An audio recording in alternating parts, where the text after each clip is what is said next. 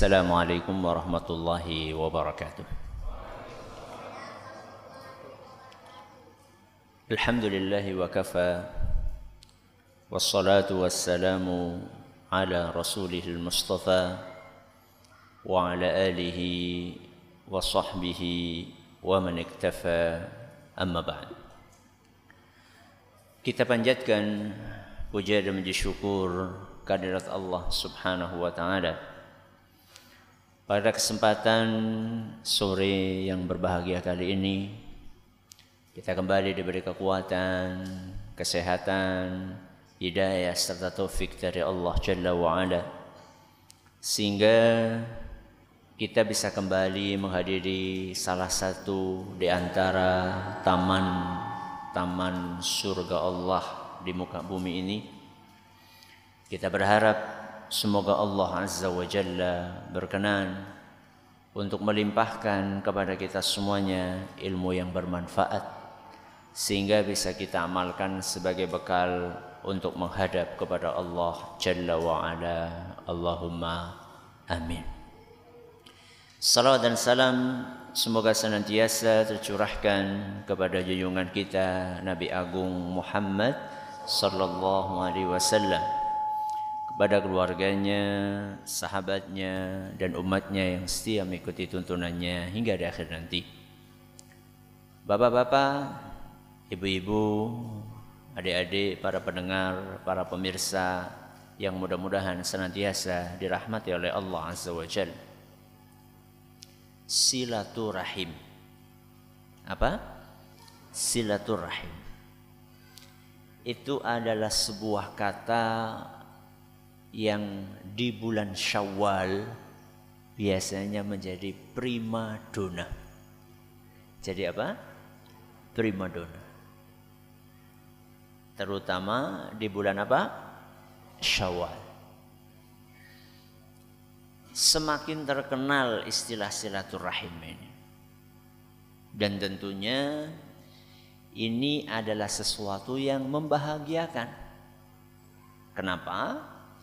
Karena silaturahim adalah sesuatu yang syar'i. Istilah syar'i.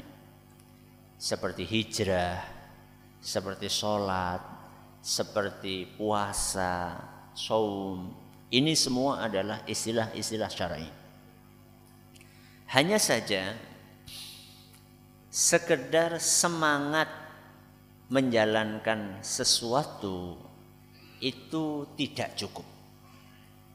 Kenapa tidak cukup? Karena kalau sekedar semangat saja, bisa jadi dalam menjalankannya ada hal-hal yang kurang pas. Contoh misalnya silaturahim. Di negeri kita ini kata silaturahim ini hampir dipakai untuk seluruh aktivitas. Bahkan mau kampanye aja ngomongnya apa?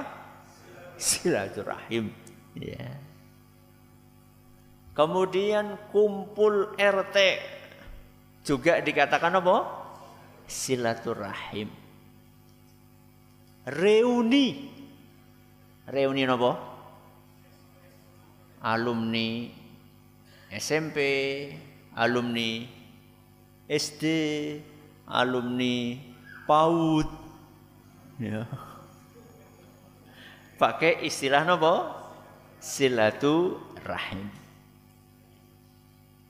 Kumpul para ustadz, para pegiat dakwah, dikatakan silaturahim. Apakah penggunaan kata silaturahim untuk aktivitas-aktivitas tadi sudah benar atau belum? Supaya kita tahu benar atau belum, maka kita perlu mengetahui dulu silaturahim itu apa. Silaturahim itu istilah syar'i. Maka kita kembalikan pengertiannya kepada syariat. silaturahim. Berapa kata? Satu apa dua? Dua apa satu? Dua kata. Yang pertama adalah silatu, yang kedua adalah rahim. Dua kata yang digandeng jadi satu. Apa arti silatu? Apa arti rahim? Apa arti silatu rahim? Silatu artinya adalah menggandeng, menyambung. Apa artinya? Menyambung. Silatu artinya apa? Menyambung. Rahim. Apa artinya rahim? Kasih sayang, pangendi gue, engko pacaran silaturahim. Rahim artinya apa? Rahim, masa orang ngerti rahim? Tempat keluarnya bayi, bener. Rahim ibune. Ya. Tempat keluarnya bayi. Berarti silaturahim artinya apa? Menyambung tempat keluarnya bayi. Si kepriwe. Makanya tadi kan saya katakan silatu artinya apa, rahim artinya apa, silaturahim artinya apa. Ya, tadi kita sudah tahu silatu artinya apa? Nyambung. Rahim artinya tempat keluarnya bayi. Kalau silaturahim artinya adalah menyambung hubungan kekerabatan. Nopo? Menyambung hubungan kekerabatan. Kok bisa berubah dari tempat keluarnya bayi menjadi nopo? Hubungan kekerabatan. Karena rahim itu adalah bahasa kiasan. Bahasa apa? Kiasan dari kekerabatan. Karena munculnya kekerabatan itu adalah dari rahim ibu. Dulur, ya, sedulur. Itu kan karena sama-sama dilahirkan dari satu ibu. Kemudian turun lagi. Sehingga yang digunakan menjadi istilah aslinya adalah rahim. Baik. Menyambung apa tadi? Hubungan kekerabatan. Nah, kalau kita sudah tahu silaturahim itu artinya adalah menyambung hubungan kekerabatan, kira-kira reuni alumni SMP, SMA dan macam-macam itu cocok nggak kalau dikatakan silaturahim? Cocok nama mboten? Mboten. Karena banyak di antara alumni-alumni tersebut, atau bukan hanya alumni SMP, termasuk misalnya sekarang syawalan silaturahim karyawan dan siswa SMA anu, betul? Silaturahim siswa, wali siswa, guru, karyawan SD anu. Apakah seluruh yang hadir di situ kerabat? Kerabat apa mboten? Tidak. Loh, tapi kan pada turunan Nabi Adam. Betul? Betul atau tidak? Betul. Oke. Sama-sama keturunan Nabi Adam. Saya tanya sama jenengan. Fir'aun. Sinten? Fir'aun. Itu keturunan Nabi Adam atau bukan? Hah? Ya iyalah. Gak ada manusia yang bukan keturunan Nabi Adam. Jenengan kerabatnya Fir'aun atau bukan?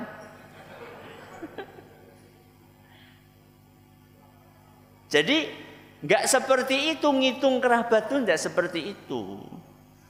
Jadi ngitung kerabat itu bukan dikembalikan kepada sinten? Nabi Adam, bukan. Nanti kita akan bahas. Ya, yang masih terhubung kerabat itu di kakek yang keberapa? Di kakek yang keberapa? Baik. Nah sekarang kerabat. Silaturahim apa tadi maknanya? Menyambung hubungan kekerabatan. Yang dinamakan kerabat itu siapa? Yang dinamakan kerabat itu siapa? Kerabat itu ada level-levelnya. Level yang tertinggi adalah kerabat yang mahram. Napa? Kerabat yang mahram. Apa artinya mahram? Orang yang haram dinikahi. Kalau di masyarakat awam biasa diistilahkan dengan apa? Muhrim. Ini penggunaan istilah yang kurang pas. Ya. Kalau muhrim secara bahasa artinya apa? Orang yang sedang berihram. Ya, orang haji, orang umroh, pakai baju apa namanya? Ihram, itu namanya muhrim. Tapi kalau orang yang haram dinikahi itu namanya apa? Mahram. Kerabat yang paling tinggi levelnya, yang paling wajib untuk disilaturahimi, sinten? Kerabat yang ada hubungan mahramnya. Siapa? Bapak, ibu, kakak, adik, bibi, paman. Uwa sih bedanya apa karo paman? Ya. Pak D, Pak Le, ya, Bude, Bu, Bule, baik itu yang dari jalurnya bapak maupun yang dari jalurnya ibu. Ya. Dan perlu dipahami, yang dimaksud dengan mahram di sini paman, kakak atau adik kandungnya bapak atau ibu. Itu yang dimaksud dengan apa? Mahram. Apa? Paman yang mana? Kakak kandungnya bapak atau adik kandungnya bapak atau kakak kandungnya ibu atau adik kandungnya ibu. Itu yang dimaksud dengan paman yang mahram. Karena di tempat kita kan, si Pak D ketemu nang ndi? Ya wis pokoke ketemu nang buyute. Ini bukan mahram, walaupun ke kerabat. Ya, tidak semua kerabat itu mahram. Ini level yang paling tinggi. Level yang paling tinggi adalah kerabat yang masih mahram. Level di bawahnya adalah kerabat yang tidak ada hubungan mahramnya.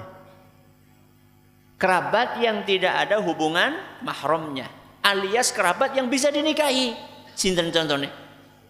Sepupu. Sepupu itu siapa? Anak dari paman atau anak dari bibi. Mahram atau bukan? Mahram atau bukan? Bukan. Walaupun kita akrab sama anak paman kita atau anak bibi kita, baik dari jalur bapak atau jalur ibu, ini bukan mahram. Tapi kerabat atau bukan? Ya jelas kerabat lah. Masa bukan kerabat? Nah, para ulama berbeda pendapat. Apakah dengan kerabat yang bukan mahram, kerabat yang bukan mahram, itu tetap wajib bersilaturahim atau tidak? Kalau kerabat yang mahram jelas wajib silaturahim dengan siapa? Kerabat yang mahram, bapak, ibu, siapa lagi? Kakak, adik, paman, bibi, itu jelas wajib silaturahim. Tapi bagaimana dengan kerabat yang bukan mahram? Apakah tetap wajib bersilaturahim? Jawabannya iya menurut mayoritas ulama. Menurut sinten? Mayoritas ulama.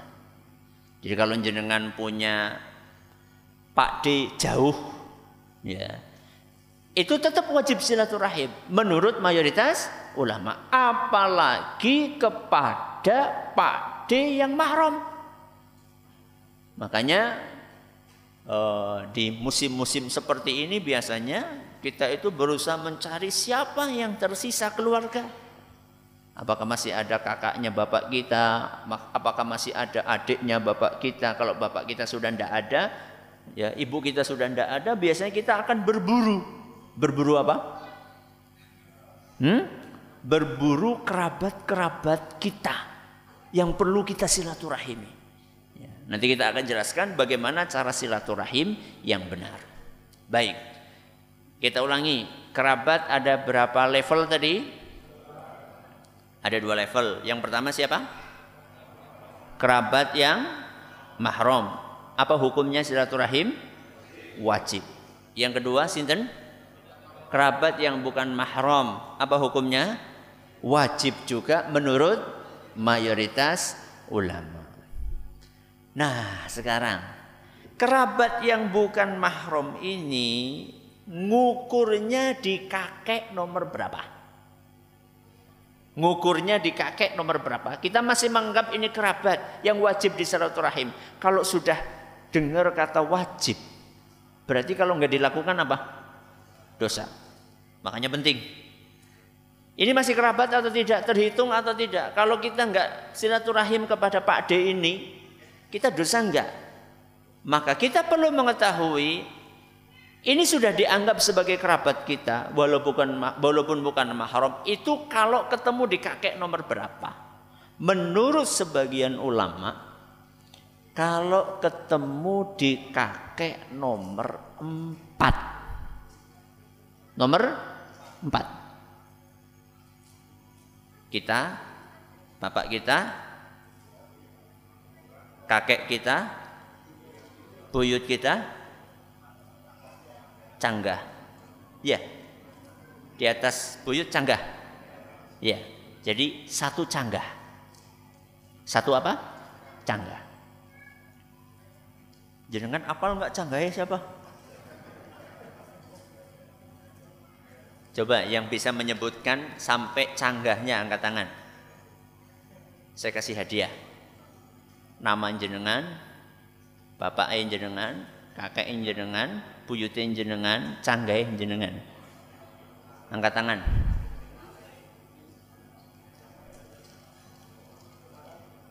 Orang Arab itu bisa sampai 10 hafal mereka. Ayo, siapa? Angkat tangan.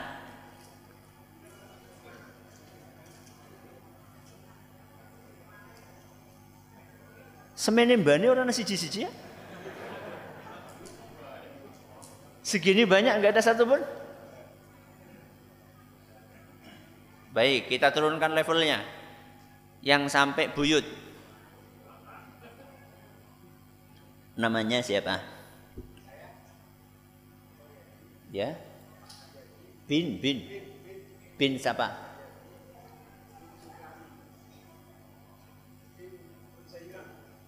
Raja Ireng. Masya Allah. Keren. Masya Allah. Silakan. Monggo. Ada lagi? Ya. Berdiri. Biar kedengaran.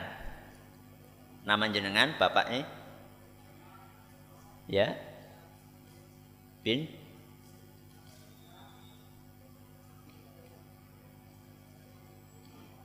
Udah. Ya, udah apa? Harus tahu kita. Karena dengan mengetahui silsilah ini, nanti kita bisa menjalankan ibadah. Ibadah apa tadi namanya? Silaturahim. Bagaimana kita akan bersilaturahim dengan orang lain sedangkan kita tidak tahu orang lain ini kerabat kita atau bukan? Ya. Kemarin ketika momen Idul Fitri, di pekan pertama Idul Fitri itu saya berusaha untuk ngajak anak-anak saya untuk mendatangi saudara-saudara yang sudah sepuh-sepuh. Ya, yang levelnya level bapak kami yang sudah meninggal rahimahullah, ibu kami sudah meninggal rahimahullah. Saya datang bersama satu rombongan. Ya. Kemudian setelah itu sampai di sana kita minta memohon dari mbah tersebut untuk cerita hubungannya gimana. Akhirnya setelah cerita saya uji tuh anak-anak. Coba sekarang yang kita kunjungi ini siapa? Ya. Kemudian mereka menyebutkan, oh ini Fulanah. Siapa Fulanah? Fulanah ini adalah adiknya Fulanah. Siapa Fulanah yang ini? Fulanah yang ini adalah istri dari kakek kita. Siapa kakek kita? Kakek kita namanya Fulan. Bapak kita di mana? Di sini, di sini, di sini, di sini. Harus. Ta'allamu min ansabikum ma tasiluna bihi arhamakum. Pelajarilah nasab kalian. Karena ketika kalian mempelajari nasab, kalian bisa silaturahim. Penting silsilah. Ya. Silsilah itu dipelajari bukan untuk bangga-banggaan. Oh, nyong esi keturunannya raja Cirebon. Ya. Oh, nyong esi keturunannya raja apa lagi? Ya, Raja Majapahit misalnya. Oh, saya masih berhak menggunakan label apa? R. Apa R? Raden atau Roro. Ya. Jadi kita mempelajari nasab itu bukan untuk membangga-banggakan, bukan untuk memunculkan fanatisme ras, bukan. Kita mempelajari nasab itu agar kita tahu mana kerabat yang perlu disilaturahimi. Alhamdulillah anak saya yang paling kecil sementara, ya, umur 5 tahun, sudah bisa menyebutkan sampai canggahnya dia, sudah bisa alhamdulillah. Saya bilang anak itu namanya Bilal. Bilal. Siapa namamu? Bilal. Bin siapa? Bin Abdullah Zain. Bin siapa? Bin Zaini Muhayyad. Ini berarti sudah masuk ke mana? Kakek dia. Bin siapa? Bin Kartameja. Ini berarti buyut. Bin siapa? Bin Kartamenawi. Sampai mana?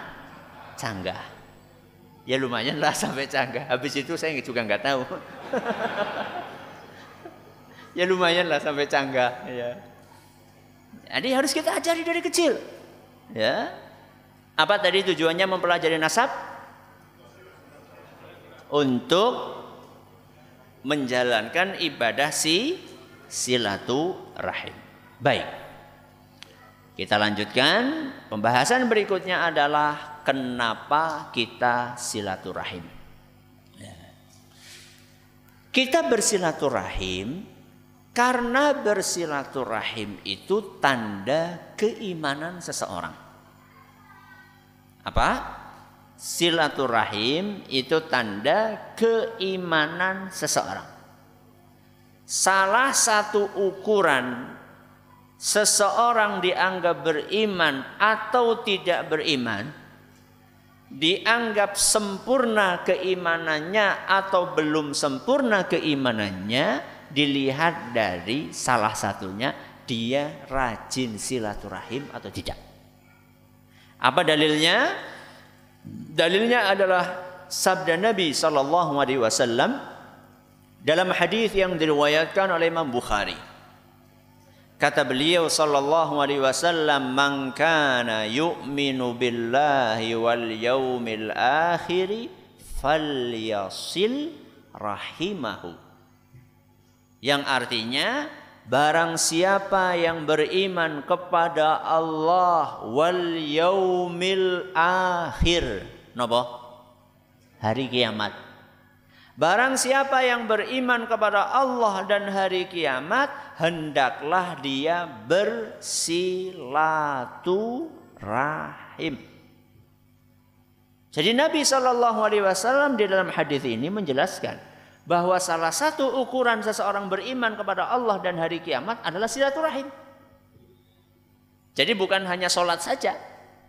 Untuk mengukur seseorang beriman bukan hanya dilihat dari sholatnya saja, bukan hanya dilihat dari puasanya saja, bukan hanya dilihat dari hajinya saja, tapi juga dilihat dari silaturahim apa enggak.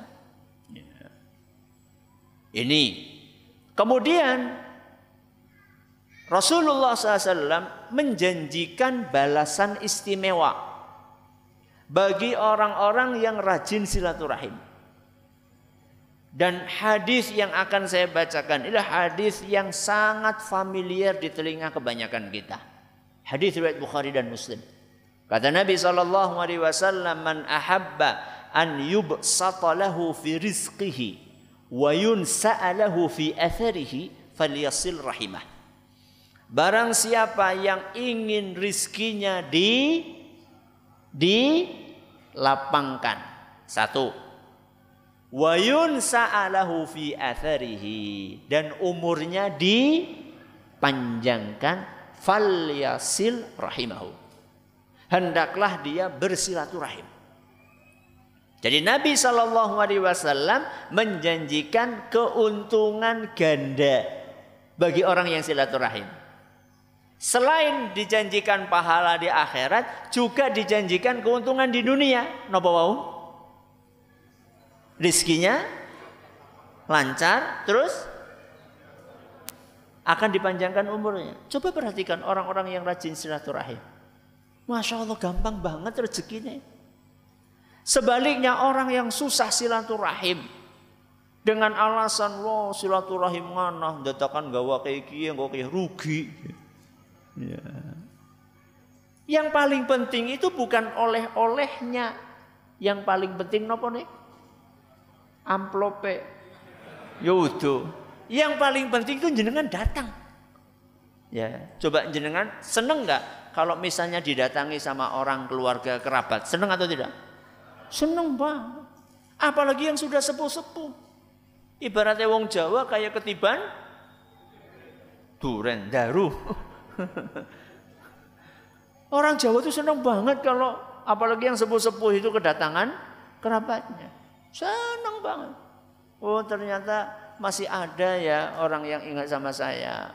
Ya. Walaupun mungkin kita ke sana bawa buah tangan yang sekedar ya. Ya. Sekedar kita datang saja mereka sudah senang. Ya. Memperluas rizki. Yang kedua apa mau? Memperpanjang umur. Nah, memperpanjang umur itu maksudnya apa? Bukankah umur kita itu sudah diapakan? Sudah ditetapkan oleh Allah. Bukankah ajal kita itu sudah ditentukan oleh Allah, tanggale, tempate, waktune, dalam kondisi apa? Itu semua sudah ditetapkan oleh Allah. Apakah artinya kalau kita silaturahim yang seharusnya umurnya 60 jadi 65, begitu atau bukan? Begitu atau bukan? Jadi siapa bukan? Begitu menurut sebagian ulama. Ya. Jadi penafsiran dipanjangkan umur itu ada dua. Penafsiran yang pertama adalah diberkahi umurnya. Ini penafsiran yang pertama. Jadi usianya ya tetap 50. Tapi yang 50 tahun ini berkah. Saking berkahnya seakan-akan sudah meninggal seperti masih hidup. Pripun iku? Sudah meninggal tapi seperti masih hidup. Maksudnya apa? Masih dikenang namanya. Masih dikenang namanya. Orang-orang yang harum namanya, para ulama kita, Rasulullah SAW lah. Coba Rasulullah SAW sampai sekarang namanya masih dikenang atau tidak? Setiap hari ada berapa orang nyebut nama Nabi Muhammad SAW? Setiap hari berapa orang? Ya nggak tahu berapa. Kira-kira yang jenengan mati Kok mati? Jenengan meninggal. Kira-kira nek jenengan wafat, ada berapa orang yang akan nyebut namanya jenengan? Ya. Itu namanya berkah. Para ulama kita pun juga demikian. Contoh ya, Riyadus Shalihin. Apa? Riyadus Shalihin. Riyadus Shalihin itu kitab hadis yang ditulis oleh siapa? Imam Nawawi. Terkenal atau tidak? Terkenal banget Imam Nawawi. Kitabnya apalagi Riyadus Shalihin. Jangan tahu, Imam Nawawi itu umurnya berapa tahun? Berapa? 40-an tahun. 40-an tahun. Sama jenengan tua siapa? 40 tahun, bayangkan. Tapi karya yang beliau tinggalkan kepada kita banyak banget. Salah satunya Riyadus Shalihin. Apa beliau masih punya karya tulis yang lain? Masih. Ada beliau punya buku fikih namanya Al-Majmu' Syarah Muhadzab. Tebalnya segini nih. Dari sini sampai sini. Ini kandele semene iki. Padahal usianya cuma berapa? 40 tahun. Jenengan usianya sudah berapa tahun? Sudah berapa jilid? Ya kayaknya nak WA aku dikumpulakan ya kayaknya bisa berjilid-jilid. WA ini jenengan sing ngarep maca sapa. Ya. Ilmu semuanya itu segitu. Padahal umurnya cuma berapa? 40 tahun. Ini contoh berkah. Usianya pendek, tapi namanya itu dikenang terus. Ini penafsiran yang pertama. Orang yang rajin silaturahim akan panjang umur, maksudnya akan diberkahi umurnya. Walaupun mungkin pendek. Penafsiran yang kedua, maksud dipanjangkan umur betul-betul dipanjangkan. Di catatannya malaikat, di catatannya sinten? Malaikat tertulis Pak Anu, saya nggak sebutkan nama ya, buk anak sing ngepasi. Ya, Pak Anu, kalau nggak silaturahim umurnya 40 tahun. Kalau silaturahim umurnya berapa? 41, ya Allah, setahun tok. Misalnya, kalau rajin silaturahim umurnya 60 tahun. Ditulis di catatannya malaikat. Di catatannya malaikat ditulis bahwa Pak Anu kalau silaturahim umurnya jadi 60 tahun, kalau enggak silaturahim berapa? 40 tahun. Ya sekarang jenengan tinggal bagaimana, mau silaturahim atau enggak. Kalau mau silaturahim jenengan akan dapat umur berapa tadi? 60, kalau enggak silaturahim 40 tahun. Tapi yang di catatannya Allah, Lauhul Mahfud, itu sudah paten. Jenengan itu akan dapat 40 atau dapat berapa tadi? 60 tahun. Kalau yang di catatannya malaikat masih bisa ada beberapa alternatif. Baik. Setelah Rasulullah SAW mengajari dan memotivasi kita untuk silaturahim, beliau juga memberikan ancaman bagi orang-orang yang tidak mau silaturahim, bagi orang-orang yang memutus hubungan silaturahim. Apa ancamannya? Rasulullah SAW bersabda, la yadkhulul jannata qati'un. Dalam hadis riwayat Bukhari dan Muslim, beliau bersabda, tidak masuk surga orang yang memutus silaturahim. Apa ancamannya? Tidak masuk surga orang yang memutus silaturahim. Berarti kebalikannya apa? Akan masuk surga orang yang menyambung silaturahim. Ada enggak di masyarakat orang-orang yang gampang-gampang memutus silaturahim? Ada enggak? Banyak. bukan ada, banyak. Coba betapa sering kita mendengar ada orang, pokoknya aku udus sedulurmu selawase 7 turunan. Masya Allah. Padahal kadang-kadang masalahnya cuma masalah nopo? Sepele. Cuma karena tersinggung dengan kata-kata yang diucapkan, yang mungkin orang ini nggak sengaja. Kalaupun sengaja, apa susahnya memberi nopo? Maaf. Masa cuma gara-gara mempertahankan ego, akhirnya kita jadi nggak masuk surga? Rugi nopo mboten? Rugi banget. Cuma gara-gara mengedepankan ego, karena tersinggung, susah memaafkan, terus jadi nggak masuk surga. Itu rugi banget. Dan memutus silaturahim ini banyak bentuknya. Salah satunya yang paling parah adalah memutus silaturahim dengan orang tua sendiri. Dengan anak kandung sendiri. Pernah jenengan dengar cerita, kok ora tek akoni anak nganti mati? Pernah jenengan dengar ada orang ngomong seperti itu? Ada. Pokoknya kamu nggak akan saya akui sebagai anak sampai mati. Itu namanya memutus silaturahim.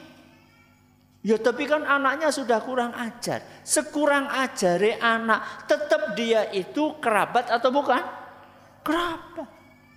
Bukan hanya kerabat, dia adalah kerabat yang levelnya tertinggi karena dia adalah mahram. Ya.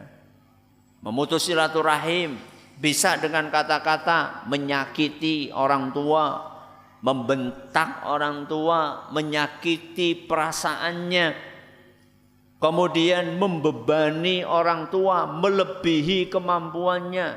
Gue sing pada nitip anak mong sapa? Ramane karo biyunge.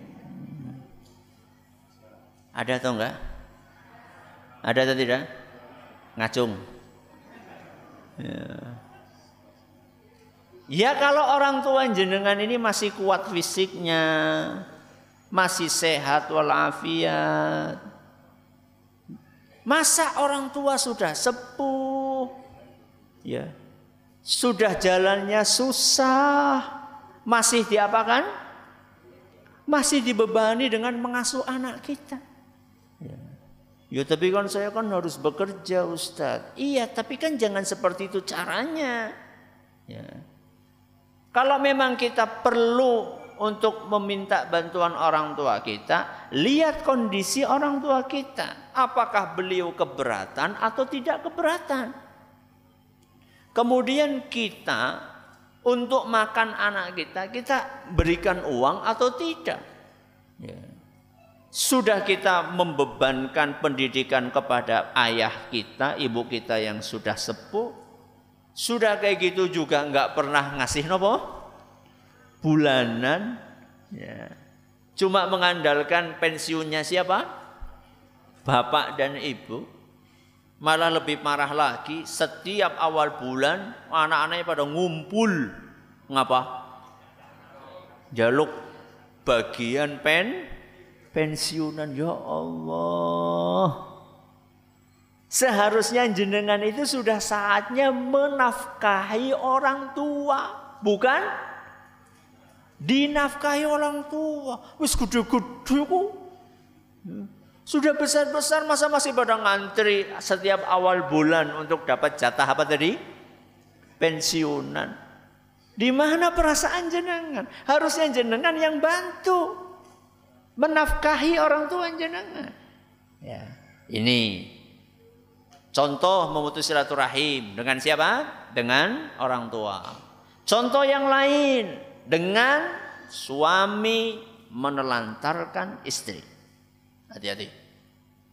Suami menelantarkan istri dan anak-anak. Ini juga bisa masuk dalam kategori memutus silaturahim, menyakiti mereka. Bagaimana bentuknya Ustadz? Macam-macam. Ada yang nggak kasih nafkah. Ada yang senengnya cuma kawin terus apa? Pergi. Wonten mboten? Ada. Jadi setiap desa ada jejaknya. Ya, setiap desa ada jejaknya. Kawin nang kana lunga mani, kawin kene lunga mani, kawin lari. Ya, bar kawin terus lari. Ya. Hati-hati itu zalim itu. Ya. Jadi kita punya anak, kita punya istri harus tanggung jawab. Nah, termasuk juga bentuk dari memutus silaturahim, kita menyakiti istri, memukul istri, berkata-kata kasar kepada istri, memarahi istri sesuatu yang di luar kemampuannya. Apa contohnya? Memilih jenis kelamin anak. Memilih jenis kelamin anak. Apakah istri bisa menentukan? Tidak. Kondisi bayi yang lahir sehat atau tidak sehat, normal atau tidak normal, istri bisa menentukan? Tidak. Kenapa istri yang dimarahi? Kan ada suami yang menyalah-nyalahkan istrinya. Begitu lahir anak pertama laki-laki, kedua laki-laki, ketiga laki-laki, keempat laki-laki. Suami bilang sama istri, "Dek, dia wis papat lo lanang lo. Awas nganti 5 lanang maning." Lu sih salah siapa? Ternyata begitu keluar lanang maning. Wah, bojone nangis gue. Dimarah-marahi lo, subhanallah. Kenapa Anda marahi istri Anda? Sehingga wemok bareng-bareng. Yo, kenapa kemudian yang disalahkan siapa? Istri. Atau yang lebih menyakitkan lagi ketika anaknya lahir cacat. Ketika anaknya lahir cacat. Istri sedih nggak ketika lahir anak cacat? Sedih. Sudah sedih dimarah-marahi. Ini gara-gara aku nikah sama kamu, aku jadi punya anak cacat. Loh, Anda tahu dari mana? Itu takdir dari Allah Subhanahu wa ta'ala. Jangan Anda tambah kesedihan istri dengan ucapan kasar Anda. Ini suami kepada siapa? Istri. Istri kepada suami juga demikian. Ya, ben adil ya. Ya. Dikasih nafkah, tidak terima kasih. Ya. Ki ku semene tok ye.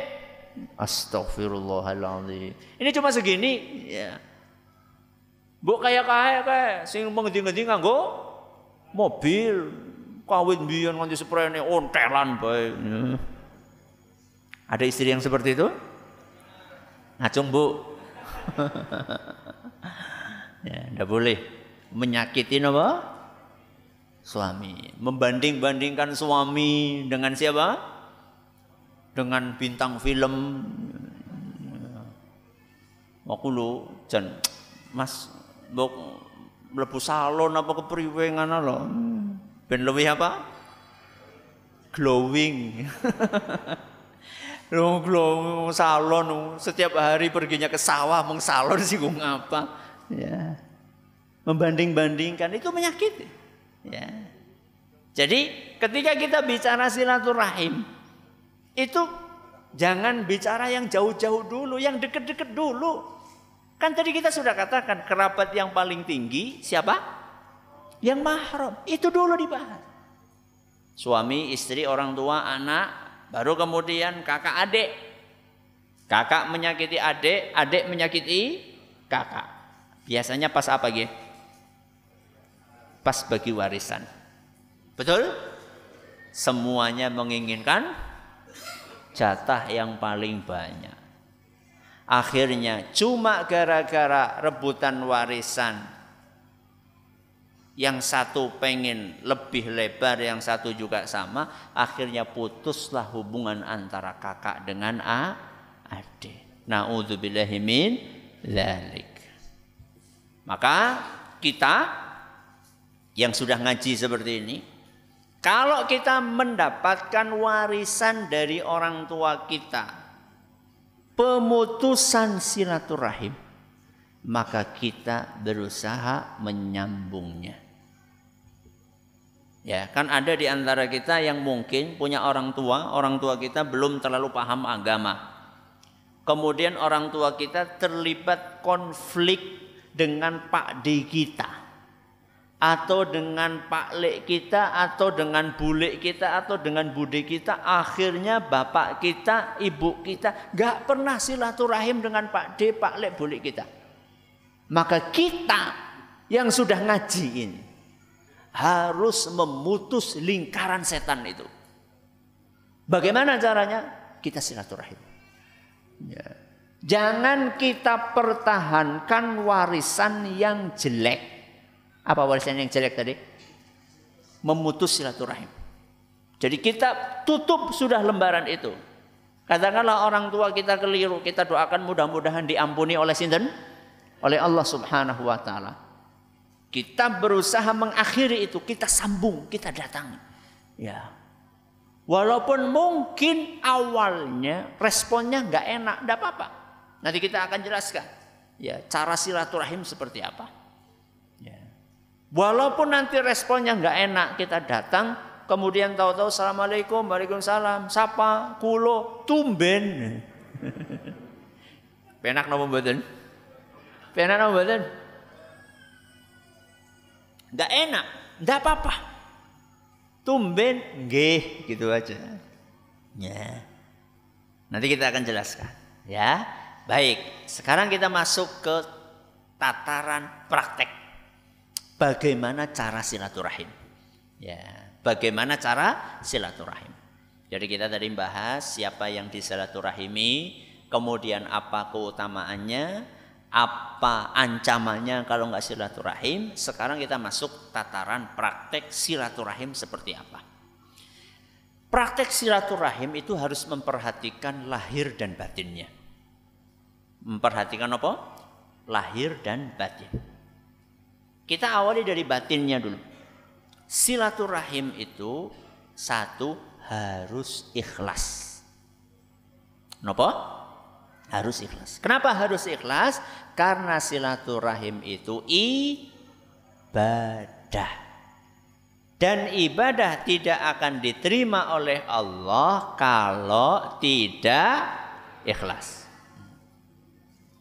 Maka yang harus diperhatikan saat kita bersilaturahim adalah menjaga niat.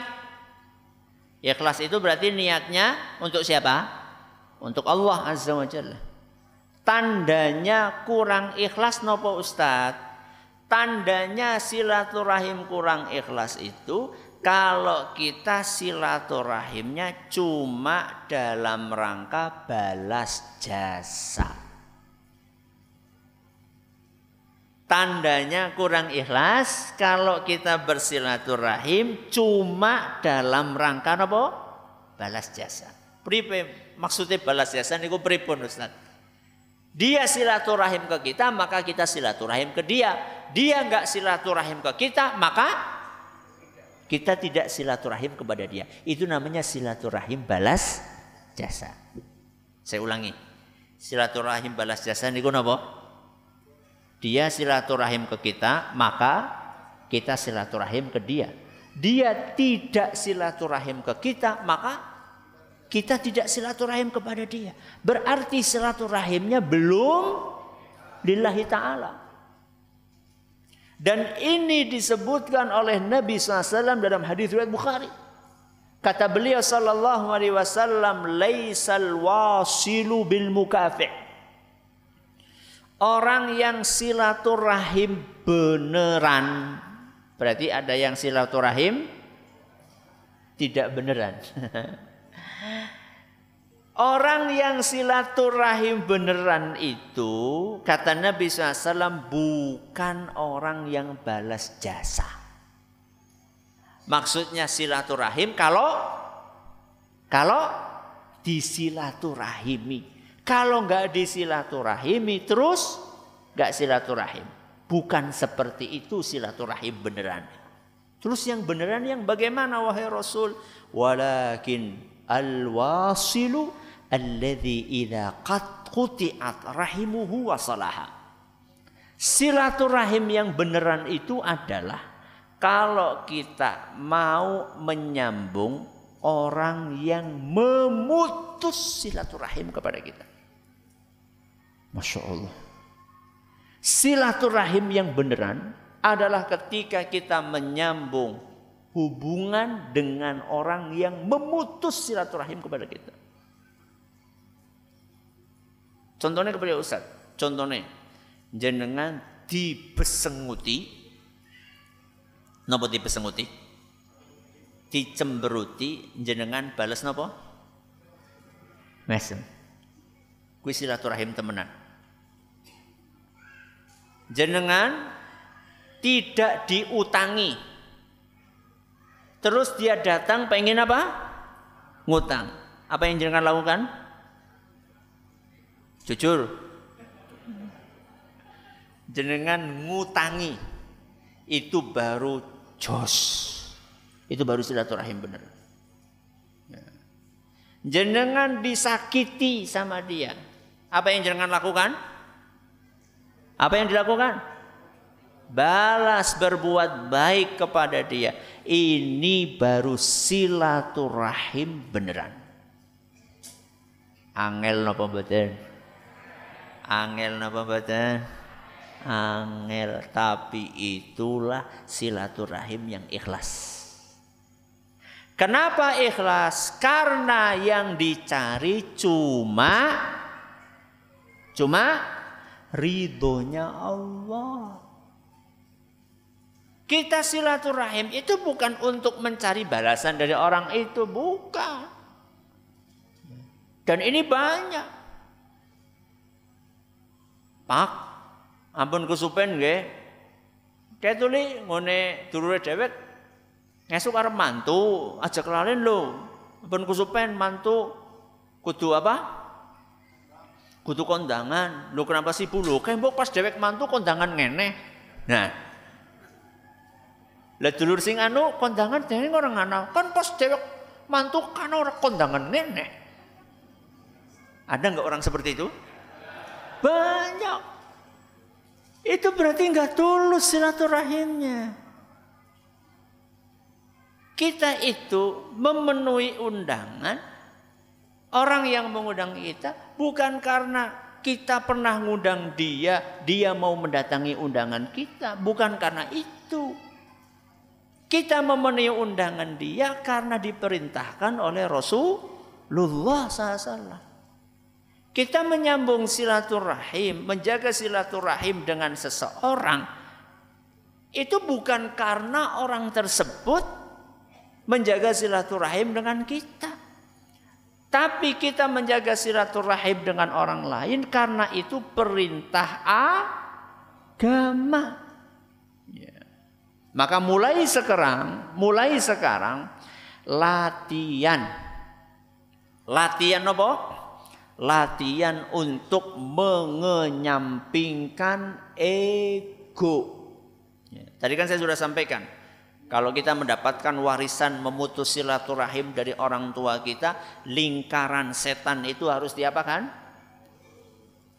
Harus diputus. Ya. Jangan dilanjutkan lingkaran setan tersebut. Ya, ini yang pertama. Jadi silaturahim batinnya harus apa? Ikhlas. Sekarang kita bicara lahirnya. Bagaimana kita bersilaturahim secara lahir? 1 dengan perbuatan, 2 dengan ucapan, 3 dengan harta. 1 perbuatan, 2 ucapan, 3 harta. Setelah kita menjaga keikhlasan kita, bagaimana kita mewujudkan silaturahim itu? 1 dengan perbuatan. Contohnya dengan melakukan kunjungan. Itu perbuatan. Ya. Bisa berjalan kaki, bisa naik nopo? Sepeda, bisa naik motor, bisa naik mobil, bisa naik pesawat, odong-odong. Tapi orang pengjalan gede, rolling polisi. Ya. Terserah sarananya apa terserah. Yang penting kita silaturahim. Ya. Maka Allah memberikan kepada kita sarana teknologi, sarana transportasi, kita gunakan salah satunya untuk silaturahim. Ya. Terutama yang tadi saya katakan, ya, orang-orang yang sudah sepuh-sepuh itu kalau dikunjungi seneng banget dan biasanya akan cerita. Ya, biasanya akan cerita. Walaupun ceritane kue-kue baik. Ceritanya itu aja. Jangan kemudian kita, mbah orang cerita liannya apa? Jangan. Ya, kita dengerin aja sudah. Ya, senang dia. Ya. Berapa kali Ustaz kita silaturahim Ustaz? Apa cuma di bulan Syawal aja Ustaz? Ya enggak. Silaturahim berapa kali itu dikembalikan kepada kebiasaan masyarakat di situ seperti apa. Kemudian juga dikembalikan kepada kemampuan kita. Misalnya kita punya mbah ini di Papua misalnya. Di mana? Di Papua. Atau mbah kita di mana? Di Aceh misalnya, di Sabang. Yang satunya di mana? Merauke misalnya. Ya kalau kita nggak punya duit untuk bisa ke sana, ya itu lain cerita. Tapi kalau kita punya kemampuan, kita pergi ke sana. Tapi yang kebangetan adalah mbah cuma beda RT. Masa cuma ketika Idul Fitri toh? Itu kan kebangetan. Wong cuma beda nopo? RT kok. Ya. Jadi dikembalikan kepada kebiasaan, kemudian dikembalikan kepada jarak, kembalikan kepada kemampuan. Dan juga dikembalikan kepada tuan rumahnya terganggu atau tidak. Ada sebagian orang nek dikunjungi seneng. Sering-sering dikunjungi senang, tapi ada sebagian orang nek sering-sering dikunjungi senep. Ya, jadi ngentong-ngentong akan teh. Ya sudah kalau kita tahu orang ini karakternya, kalau sering-sering dikunjungi malah dia nggak suka, ya udah kita kunjungi jarang-jarang, tapi tetap kita kunjungi. Ini adalah dengan perbuatan. Apalagi kalau misalnya yang kita kunjungi itu dalam keadaan sakit. Ya, yang kita kunjungi dalam keadaan apa? Sakit. Ya. Atau ada yang meninggal dunia. Ini dipentingkan. Ya. Kalau ada yang sakit, ya, maka kita besuk. Dan jangan kita terhalang untuk membesuk orang sakit karena kita nggak punya uang untuk membelikan oleh-oleh. Jangan. Ya. Toh juga kalau misalnya kita belikan oleh-oleh paling dimakan sama siapa? Yang nungguin. Ya. Orang lagi sakit kok digawakan mendoan. Ya paling ya sing mangan ya paling sing ngenteni. Bahkan kalau memang kita punya rezeki, biasanya yang dibutuhkan oleh orang sakit itu apanya? Duitnya. Jadi kalau kita memang punya rezeki, menurut saya itu lebih baik kita ngasih amplop daripada kita ngasih parcel isinya buah-buahan. Orang dipangan orang. Mendingan itu kita wujudkan apa? Uang untuk membantu dia membayar biaya pengobatan. Itu lebih bijaksana. Lebih bijaksana. Nek lorong-lorone kepriye? Ya alhamdulillah. Amplope iya, kemudian buah-buahannya juga iya. Itu lebih bagus lagi. Baik. Ini adalah dengan perbuatan. Yang kedua dengan apa tadi? Dengan ucapan. Ya. Dengan ucapan ini bisa kita ketemu langsung, bisa kita lewat sarana teknologi yang Allah berikan kepada kita. Apa sarana teknologi itu? Telepon, SMS, apalagi WA, ya, dan yang lain sebagainya. Sekarang itu gampang banget. Saya ingat ketika sama-sama masih SD, masih SMP, kalau mau nelpon harus kemana? Mana? Wartel. Anak-anak SD yang sekarang ini orang ngerti wartel gue apa. Wartel sih panganan apa? Ya, nggak tahu. Masih ingat kan jenengan kalau mau ke wartel ngantrinya pripun? Panjang, aku jaga wartel mien. Ngantrinya lama, kemudian buru-buru. Jangan sampai nabrak jam 6. Kalau sudah jam ke-6 sana, mahal. Apalagi jam 7 ke sana, sudah mahal. Sebelum jam 6, meruput. Habis subuh cepet-cepet berangkat ke wartel. Ya ngantri. Sekarang Masya Allah. Sambil tiduran. Kita bisa nelpon. Malah ada yang gratisan toh. Ya. Masa sudah disediakan seperti itu sama Allah Subhanahu wa ta'ala, kita nggak pernah hubungi saudara kita. Minimal ketika Idul Fitri kita ucapkan apa? Selamat taqabbalallahu minna wa minkum. Ya. Kita tanya kabarnya, ketika sakit kita tanya gimana, atau kita doakan, kita telepon, kita doakan, atau kita bertakziah. Kalau memang kita nggak bisa datang, kita ucapkan bela sungkawa. Ini juga termasuk silaturahim. Dan yang termasuk silaturahim yang jarang diperhatikan adalah silaturahim dengan lisan dalam bentuk nasihat. Dalam bentuk apa? Nasihat. Jangan punya nggak saudara yang belum sholat? Punya saudara nggak yang belum sholat? Ada. Sudah dinasihati atau belum? Ya. Perhatikan, ini termasuk silaturahim. Bahkan silaturahim dengan lisan yang bentuknya nasihat seperti ini, insya Allah akan membuat hubungan kita abadi. Bukan hanya di dunia, tapi sampai kemana? Sampai ke akhir. Maka perhatikan betul-betul itu. Dengan lisan. Yang terakhir apa tadi? Dengan harta.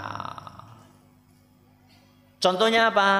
Contohnya orang tua menafkahi anak, anak menafkahi siapa?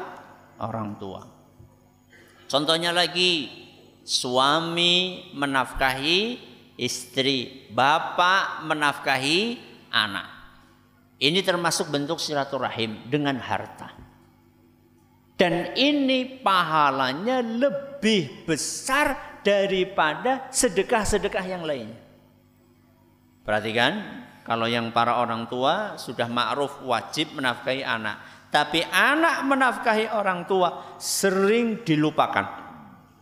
Kata Rasul SAW dalam hadis yang diriwayatkan oleh Imam Abu Dawud. Dan hadis ini dinyatakan sahih oleh Syekh Al-Albani. Inna auladakum min atyabi kasbikum. Anak-anak kalian itu adalah sebaik-baik mata pencaharian kalian. Anak-anak kalian adalah sebaik-baik mata pencaharian kalian. Fakulu min kasbi auladikum. Wahai para orang tua, makanlah dari hasil kerja anak-anak kalian. Perhatikan. Kita sebagai anak punya orang tua, kita wajib untuk menafkahi orang tua kita. Apalagi orang tua kita sudah sepuh. Ya. Jangan seperti tadi yang ngantri di tanggal muda. Wis gede, wis duwe anak, kerjane apa? Nyadong. Anda yang harus menafkahi orang tua Anda. Ya.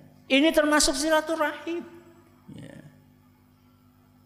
Miris ketika ada seorang anak menagih utang sama siapa? Orang tuanya. Wallahi, ini saya prihatin sekali. Demi Allah prihatin. Kok ada anak nagih utang sama orang tuanya? Dan nagihnya sampai bikin orang tuanya sakit. Gue kebangetan banget benar. Ini anak ini punya hati apa enggak gitu. Hatinya, perasaannya di mana? Harusnya Anda itu memberi, bukan apa? Bukan mengutangi. Ya. Para sahabat dahulu itu apapun yang diminta oleh orang tuanya, selama dia bisa memberikan, dia akan berikan, walaupun itu membutuhkan dana yang besar sekalipun. Ada seorang sahabat, saya lupa namanya, kalau enggak Jabir atau Jarir, saya lupa namanya. Suatu hari di Madinah itu musim paceklik kurma. Musim apa? Paceklik kurma. Jadi orang-orang Madinah itu terkenal sebagai petani nopo kurma. Biasanya di musim paceklik kurma itu harganya mahal. Harganya mahal. Kurmanya saja mahal, apalagi pohon. Apalagi pohon. Karena yang berbuah saat itu sedikit. Berarti kalau ada musim paceklik kok pohon kurma ini berbuah, ini berarti pohon kurma sing top. Ya. Sahabat ini orang tuanya bilang, entah ayahnya entah ibunya, aku lu pengen jantungnya kurma. Pohon kurma kalau ditebang tengah-tengahnya itu ada apa nih? Jantungnya. Kalau kelapa namanya apa? Hah? Pondoh. Pondoh. Ya. Kalau bambu? Rebung. Apa umbut? Bukan. Beda lagi. Yes, pokoknya pohon batangnya di tengah-tengahnya. Aku lu pengen jantungnya pohon kurma. Apa kata sahabat itu? Nggih. Ya, udah nggak usah. Kalau ayah ibu jenengan minta sesuatu, nggak usah banyak alasan. Cepet-cepet ucapkan apa? Nggih. Iya. Apa yang beliau lakukan? Nyari pohon kurma yang terbaik yang ada di Madinah saat itu. Yang paling sehat, yang paling baik. Kemudian ditanya, ini berapa? Musim paceklik yang mesti apa? Larang. Ini berapa? Sekian. Saya lupa, pokoknya mungkin kalau hitungan kita mungkin sekian puluh juta lah. Sekian puluh juta. Ya, nih saya beli. Setelah dibeli lunas, apa yang dilakukan? Ditebang. Pohon yang dibeli sekian puluh juta ditebang, terus diambil apa? Pondoe, terus dibawa ke bapaknya. Apa komentar orang-orang? Kok sih sehat apa ora? Kamu ini gimana? Kamu sehat apa enggak sih? Orang sekarang lagi nyari-nyari pohon kurma. Buah kurma sekarang lagi mahal-mahalnya. Kamu beli pohon ditebang cuma untuk ngambil itunya. Apa kata sahabat itu? Apapun yang diminta oleh orang tuaku. Apapun yang diminta oleh orang tuaku. Selama itu halal, berapapun yang dibutuhkan untuk memenuhi permintaan orang tuaku, aku akan penuhi. Ini silaturahim kepada orang tua. Jadi jangan hitung-hitung sama orang tua. Ya. Jangan hitung-hitung sama orang tua. Masa cuma orang tua pengen tukakan sate. Ngapa sih sate bae? Ngenteni ibadah ngapa? Astagfirullah. Jadi nunggu pembagian dari mana? Panitia kurban. Kalau memang Anda punya duit dan tidak membahayakan orang tua jenengan, ya, udah belikan. Ya. Ini termasuk silaturahim dengan harta. Makanya di zaman Nabi SAW ada seorang sahabat namanya Abu Tolhah. Siapa? Abu Tolhah. Abu Tolhah ini dalam hadis riwayat Bukhari punya kebun di depannya Masjid Nabawi. Masjid Nabawi depannya ada kebun. Abu Tolhah ini terkenal salah satu saudagarnya orang Madinah. Punya tanah luas, kebun kurma luas. Salah satu kebunnya itu ada di depan Masjid Nabawi. Di dalamnya ada sumur yang airnya seger banget. Rasulullah SAW senang banget untuk mampir di kebunnya Abu Thalha, minum dari air tersebut. Turun firman Allah Azza wa Jalla, lan tanalul birra hatta tunfiqu mimma tuhibbun. Kalian tidak akan pernah mendapatkan kebaikan sampai kalian menginfakkan apa yang kalian sukai. Kalian tidak akan mendapatkan kebaikan kecuali kalau kalian mau menginfakkan, mau mensedekahkan sesuatu yang kalian sukai. Begitu turun ayat ini, Abu Thalha menemui Rasul SAW. Wahai Rasul, aku punya sebidang tanah, kebun. Namanya Bayruha. Ya, apa? Bayruha. Aku punya tanah terkenal di Madinah, Bayruha. Ini adalah kebun yang paling aku sukai dan aku ingin mendapatkan kebaikan dari Allah, sebagaimana yang disebutkan dalam ayat tadi. Aku infakkan kebun itu di jalan Allah. Terserah wahai Rasul, mau dialokasikan untuk apa? Rasulullah SAW begitu mendengar ucapan Abu Thalha itu, beliau langsung senang banget. Kemudian beliau mendoakan supaya tanah atau hartanya Abu Thalha ini diberkahi oleh Allah. Setelah itu apa kata Nabi sallallahu alaihi wasallam? Dzalika malun rabih, dzalika malun rabih. Ini harta yang menguntungkan, ini harta yang menguntungkan. Kemudian Nabi SAW katakan, inni ara an taj'alaha fil aqrabin. Wahai Abu Thalha, menurut aku sebaiknya kebun ini engkau sedekahkan kepada kerabatmu. Bayangkan, kerabat. Nabi SAW mementingkan kerabat. Jadi jangan sampai ada di antara kita yang saudagar kaya, rajin infak kemana-mana, tapi dulure kelalen, gak diperhatikan. Jangan. Nabi SAW mementingkan kerabat sampai tanah yang sedemikian, apa namanya, kalau istilah sekarang, strategis. Tanah yang sedemikian strategis di depan Masjid Nabawi oleh Nabi SAW sampaikan ke Abu Thalha, ini buat keluarga, buat kerabatmu. Kerabatmu masih ada yang miskin. Ya, berikan kepada mereka. Ini menunjukkan apa? Menunjukkan silaturahim dengan harta adalah sesuatu yang sangat dianjurkan di dalam agama kita. Sudah berapa berarti? 3. Apa yang pertama? Perbuatan. Yang kedua? Ucapan. Yang ketiga? Harta.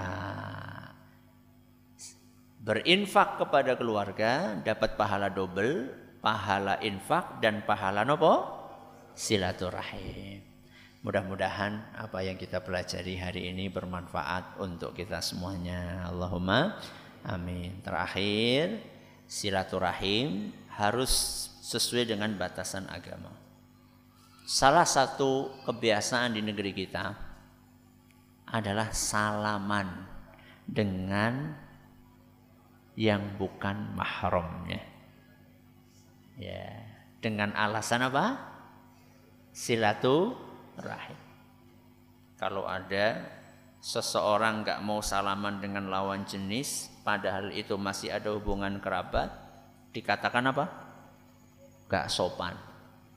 Kita katakan silaturahim itu ada batasannya. Ya, ada apanya? Batasannya. Salaman silahkan, tapi dengan yang sesama nopo? Mahram. Kalau bukan mahram tidak boleh. Kata Nabi SAW, la an yut'ana fi ra'si ahadikum bi mikhyatin min hadid khairun lahu min an yamassa imra'atan la tahillu lahu. daripada kita harus menyentuh wanita yang bukan mahram. Salaman menyentuh napa mboten? Menyentuh.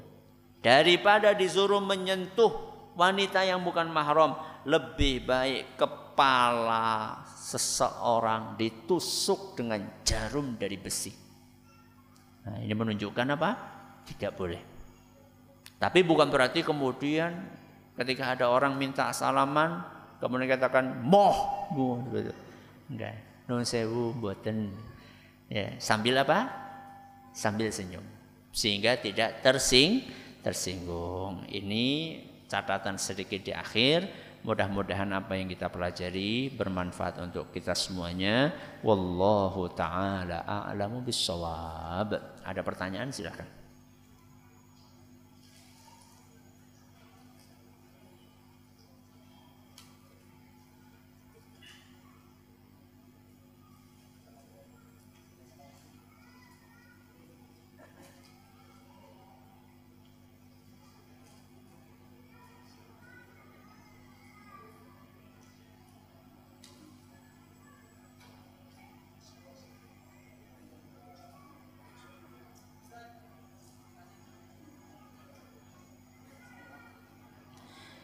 Ustaz, ibu saya jatuh dari kamar mandi. Qadarullah tangannya patah. Selang 2 bulan paman saya atau adik ibu saya ndak tilik ibu saya. Enggak tilik ibu saya. Dan kemarin ketika lebaran saya tanya kepada ibu saya dan mengajak untuk silaturahim ke adik ibu, tapi ibu saya menolak. Apakah yang harus saya perbuat? Apakah saya berdosa karena menuruti ibu saya untuk tidak berkunjung ke adik ibu saya? Anda bisa berkunjung tanpa sepengetahuan ibu. Ya, Anda bisa berkunjung tanpa sepengetahuan ibu. Kemudian yang kedua, Anda perlu menyetelkan pengajian ini. Nah, ini kepada ibu jenengan. Ya, kenapa demikian? Karena saya khawatir nanti ibu jenengan termasuk kategori yang memutus silaturahim. Ya tapi kan karena di siti, bisa gitu kan? Tapi kan karena di siti, kan dia duluan yang nggak mau membesuk saya. Baik. Kenapa kita tidak berupaya mencarikan uzur? Uzur itu apa? Apa? Alasan. Ya, kenapa kita tidak berusaha mencarikan alasan? Siapa tahu adik ibu nggak membesuk karena sakit. Siapa tahu karena ada halangan. Siapa tahu. Para ulama kita menjelaskan, usahakan carikan uzur untuk saudaramu sampai 70 uzur. Berapa? 70. Kalau nggak sakit karena ini, golek nganti 70. Nek wis terkumpul 70. Kalau sudah terkumpul 70, ternyata 70 itu tidak ada satupun yang pas. Maka ucapkanlah siapa tahu ada uzur ke-71 yang kita nggak tahu. Itu cara agama kita melatih kita untuk membersihkan hati. Itu sebenarnya awalnya dari hati loh. Ya, awalnya dari apa? Hati. Ketika ada orang nggak mau mengunjungi kita, kemudian kita marah jengkel, itu biasanya dari hati kita yang kurang bersih. Apa hati yang kurang bersih? Suudzon. Apa? Suudzon. Berprasangka buruk. Wah, itu sudah enggak menjaga silaturahim. Oh, itu sudah enggak ngakui aku sebagai kakak. Itu kan suudzon. Dan suudzon itu bagian dari bisikan siapa? Setan. Jangan mau kita menjadi korban bisikan setan. Ya. Maka yang bisa Anda lakukan adalah satu, Anda bisa silaturahim tanpa memberitahu ibu. Yang kedua, Anda bisa menyampaikan masukan kepada ibu, bisa Anda ngomong langsung atau bisa diperdengarkan kajian ini, mudah-mudahan bisa membuka hati ibu. Ustadz, apabila kita sudah minta maaf, tapi saudara kita tidak mau memaafkan, apakah kita masih berdosa? Dan bagaimana sikap kita terhadap saudara kita yang tetap diam? Ya, tergantung jenengan itu berusaha meminta maafnya sudah maksimal atau belum. Ya, ada sebagian orang minta maafnya api ora. Api ora siapa? Enggak serius. Ya. Mas, aku njaluk ngapura ya. Nek kono ora gelem ngapura ya ora apa-apa. Itu kan enggak serius. Ya. Enggak serius. Harusnya apa? Berusaha semaksimal mungkin. Kalau nggak bisa sekali, 2 kali, 3 kali, berusaha untuk mengunjungi, berusaha untuk ngirimi sesuatu, berusaha untuk membujuk, berusaha lewat orang lain. Kalau nggak bisa langsung, jadi harus maksimal dulu. Ya. Kalau Anda sudah berusaha maksimal minta maafnya, sudah berkali-kali, sudah dengan berbagai cara, kok tidak mau memaafkan, maka jenengan nggak berdosa. Jenengan tidak berdosa. Tapi kalau belum maksimal, ya itu yang dikhawatirkan. Maka maksimalkan dulu upaya Anda untuk minta maaf.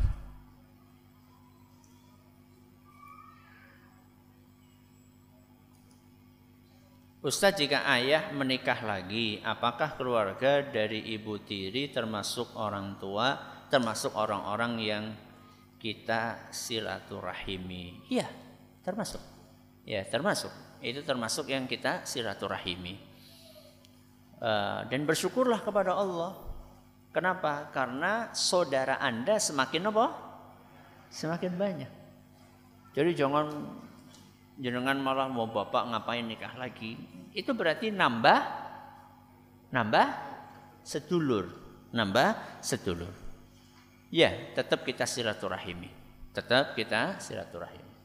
Tapi tentunya berbeda levelnya antara yang mahram dengan yang tidak mahram, sebagaimana yang tadi kita jelaskan. Apakah wajib menafkahi orang tua, istri atau mertua? Ya. Bagi anaknya mertua, ya iya. Yaitu istri jenengan kalau memang dia punya harta. Tapi kalau buat Anda, dilihat apakah mampu atau tidak mampu. Kalau misalnya dia tidak mampu, itu bagian dari ihsan. Apa ihsan? Perbuatan baik. Termasuk dari perbuatan baik. Mertua itu punya jasa atau tidak? Apa jasanya? Lu merumat bojone jenengan itu jasa atau bukan? Jasa besar. Makanya saya tuh heran. Kok ada namanya anak atau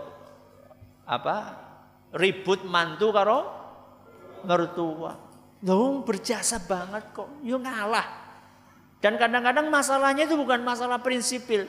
Ya, pernah ada orang konsultasi ke saya tentang ketidakakuran dengan mertua. Terus saya tanya, apa sih masalahnya? Gini Ustadz masalahnya.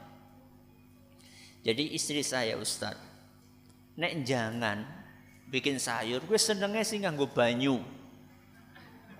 Sing duduh-duduh. Ya. Sedangkan ibu saya berarti kan mertuane istrinya dia. Ibu saya itu senengnya jangannya sing garing-garing, oseng-oseng. Nek bojoku senengnya sing duduh-duduh, jangan bening, sop dan sebagainya. Akhirnya enggak akur. Ya Allah, itu kan masalah sepele. Ya. Tinggal masak 2, kenapa? Yang satu ada kuahnya, yang satu tidak ada kuahnya. Ya tapi kan jadi duitnya entong akeh Ustaz. Ya kalau memang jenengan nggak mau keluar duit banyak, bikin nyemek. Bikin apa? Nyemek, garing ora, duduh ora, gawe nyemek. Ora gelem loro-loro. Ya, masalah-masalah kecil kadang-kadang, ya. Cuman karena syaitannya ikut masuk, akhirnya yang kecil itu jadi nopo? Besar, ya. Bagaimana cara silaturahim kalau kita kadang malu dengan saudara-saudara tapi sebenarnya pengen untuk menyambung silaturahim.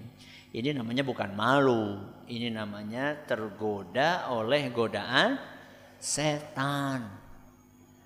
Malu itu baik atau tidak? Baik atau tidak? Baik. Al-haya'u minal iman. Malu itu sebagian dari iman. Berarti malu baik atau tidak? Baik. Tapi malu yang seperti apa? Kalau malu silaturahim, baik atau tidak? Tidak. Malu ngaji, baik atau tidak? Enggak.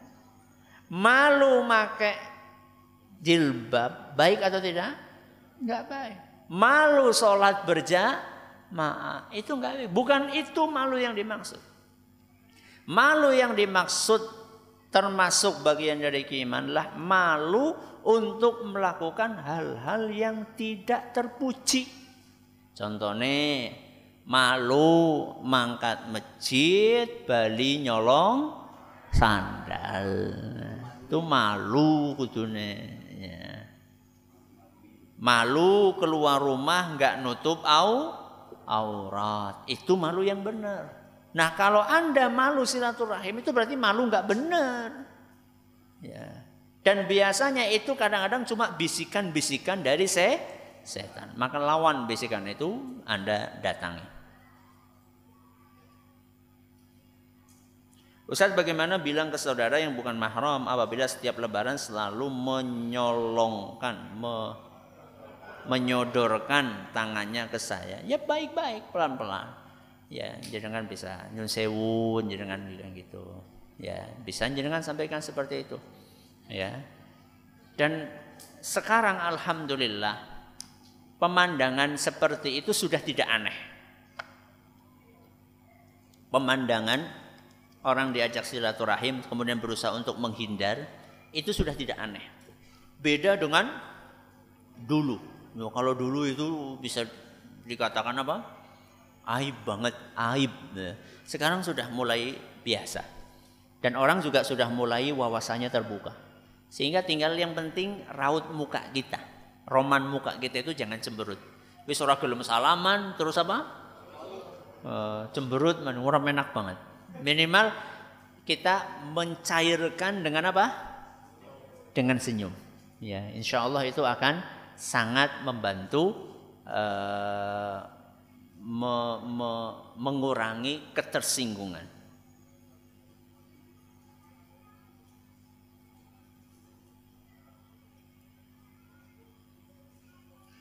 Ustaz, kami ada konflik dengan sepupu. Saya sudah minta maaf, tapi dia berjanji tidak mau menganggap saya sebagai keluarga lagi. Bahkan dalam sholat berjamaah saja enggan berdampingan dengan saya. Sementara rumah kami sangat dekat, bagaimana solusinya? Teruskan upaya Anda untuk berbuat baik. Jadi jangan putus asa. Setan saja tidak putus asa. Masa kita putus asa? Padahal setan itu tidak putus asa untuk mengajak kita kemana? Ke surga atau ke neraka? Ke neraka. Masa kita pengen ngajak saudara kita ke surga, kita putus asa? Kan gak pas banget. Bong setan aja gak putus asa ngajak orang ke neraka. Masa kita putus asa ngajak orang ke surga? Kan gak benar. Maka teruskan aja Anda berbuat baik kepada saudara Anda. Salam terus. Saya kasih ibarat batu sekeras apapun, kalau ditetesi air, tes bertahun-tahun, lama-lama akan cekung, cekok. Ya, insya Allah hati saudara jenengan tidak sekeras batu.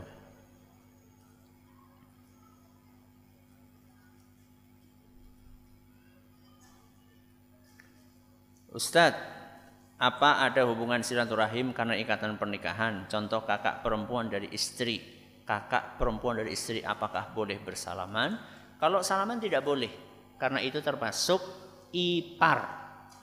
Apa? Ipar. Dan Nabi SAW mengatakan alhamu al-maut. Apa?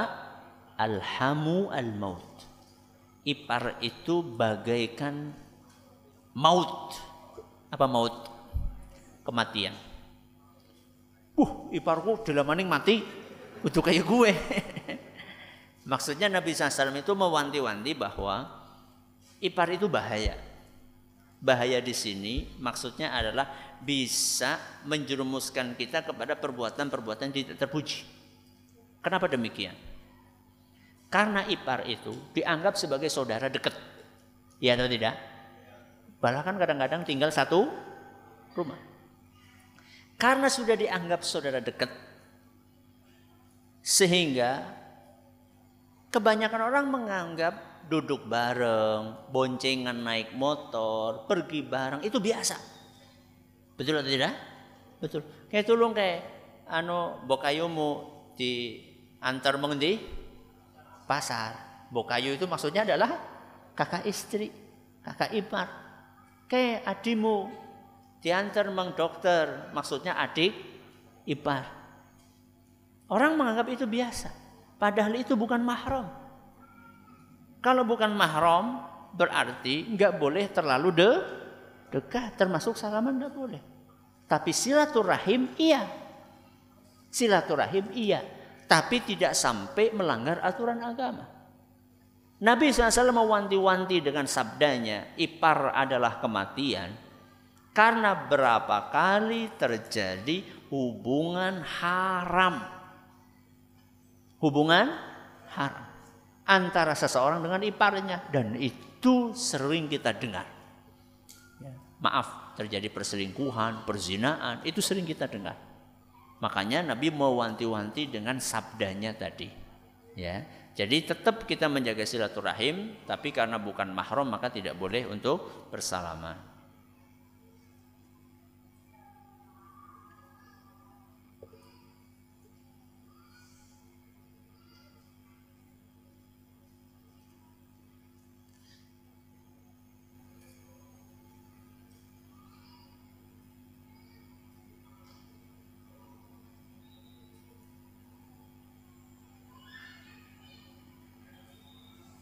Ada seorang laki-laki berbuat dosa, selingkuh, sehingga istrinya marah. Kemudian merantau ke Kalimantan hingga beberapa tahun sampai menetap di Kalimantan. Pertanyaannya, istrinya melarang suami pulang ke Jawa untuk mengunjungi orang tuanya dengan alasan takut terulang lagi, padahal sudah bertobat. Bagaimana solusinya? Solusinya, apa alasan Anda melarang suami Anda silaturahim kepada orang tua? Wong itu orang tua dia kok. Apa hubungannya? Dosa dia adalah sebuah perbuatan maksiat. Silaturahim dengan orang tua, maksiat atau amal soleh? Amal soleh. Kenapa melarang amal soleh dengan alasan maksiat? Nanti terulang lagi, Ustadz. Dari mana Anda mengetahui akan terulang lagi? Anda tahu apa yang akan terjadi besok? Anda tahu hal gaib? Apa yang akan terjadi besok? Gaib atau bukan? Gaib. Kenapa Anda mengatakan wah nanti terulang lagi? Dari mana Anda tahu apa yang akan terjadi besok? Apa Anda pernah melihat catatan takdir suami Anda? Ya, maka yang lebih baik dilakukan adalah membiarkan suami untuk silaturahim dengan orang tuanya, kemudian memaafkan. Kemudian memaafkan. Ya. Yang terbaik bagi seseorang adalah memaafkan. Ingat, sebagaimana suami Anda punya kesalahan, Anda pun punya kesalahan. Ingat itu. Kesalahan kita kepada Allah banyak atau sedikit? Banyak. Pengen nggak dimaafkan? Pengen. Maka maafkanlah kesalahan orang lain. Ya. Ala tuhibbuna an yaghfirallahu lakum falyafu walyasfahu. Ala tuhibbuna an yaghfirallahu lakum. Allahum Ya, hendaklah mereka memberikan maaf, hendaklah mereka melupakan kesalahan orang lain. Bukankah mereka itu ingin mendapatkan ampunan dari Allah? Kata Imam Ibnu Katsir, barang siapa yang memudahkan memberi maaf kepada kesalahan orang lain, maka Allah akan memaafkan kesalahan-kesalahan dia. Barang siapa susah memaafkan kesalahan orang lain, maka Allah akan susah memaafkan kesalahan dia. Mudah-mudahan bermanfaat. Terima kasih atas perhatiannya, mohon atas segala kekurangannya. Ini bukunya, oh ya, siap-siap. Pertanyaan pertama.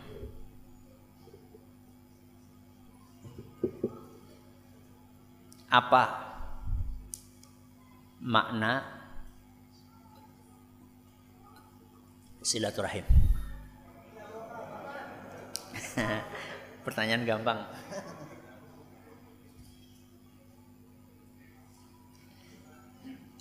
Seperti apakah silaturahim yang ikhlas itu? Jangan ngelihat.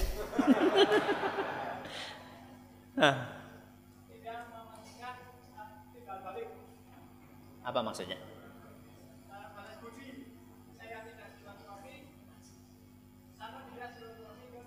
Ya, ya, bagus.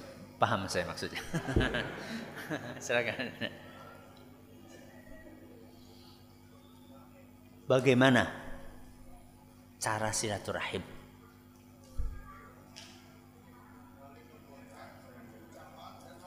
Masyaallah. Bagus. Harta.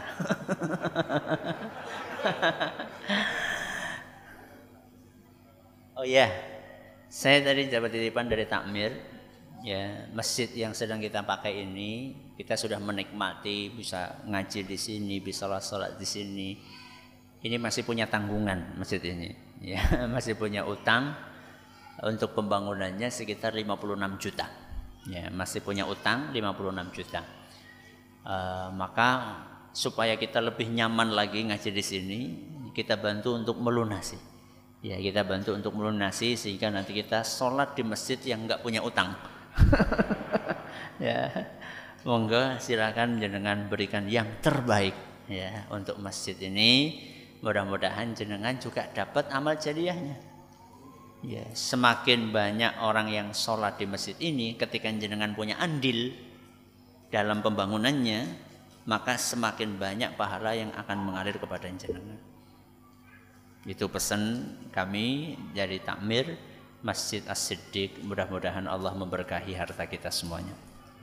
Terima kasih atas perhatiannya. Mohon atas segala kurangannya. Kita akhiri dengan doa kafaratul majelis. Subhanakallahumma wa bihamdika asyhadu an la ilaha illa anta astaghfiruka wa atubu ilaik. Assalamualaikum warahmatullahi wabarakatuh.